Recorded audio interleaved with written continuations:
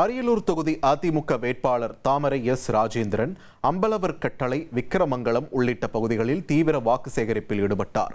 அப்போது மக்களிடம் பேசிய அவர், அதிமுக ஆட்சி அமைந்தவுடன் முதல் கையெழுத்தாக ஒவ்வொரு வீட்டிற்கும் 10,000 ரூபாய் வழங்கும் திட்டத்தில் எடப்பாடி பழனிசாமி கையெழுத்திடுவார் என்று தெரிவித்தார். மேலும் பெண்களுக்கு மாதம் 2,000 ரூபாய் இலவச ஃப்ரிட்ஜ், தாலிக்கு தங்கம் மற்றும் 100 நாள் வேலை திட்டத்தை 150 நாட்களாக உயர்த்துவது போன்ற வாக்குறுதிகளை முன்வைத்து அவர் இரட்டை இலை சின்னத்திற்கு ஆதரவு கோரினார்.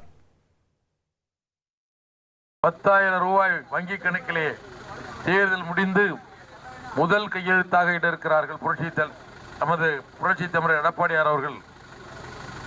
ஒரு வீடு தோறும் குளிர் சாதன பெட்டி வழங்க ஆணையிட்டிருக்கிறார்கள். 100 நாள் வேலையை 150 நாளாக உயர்த்தி இருக்கிறார்கள். இப்படி சொல்லிக்கொண்டே போகலாம். அவர் அறிவித்த திட்டங்களை மீண்டும் தாலிக்கு 1 பவுன் தங்கம் தரப்படும் என்று சொல்லியிருக்கிறார்கள். பட்டம் படித்த பெண்களுக்கு 50,000 என்று சொல்லியிருக்கிறார். இனி செல்லும் இடமெல்லாம் செய்தி. தந்தி டிவியின் வாட்ஸ்அப் சேனலை ஃபாலோ பண்ணினா செல்ல இருக்கும் இடமெல்லாம் செய்தி.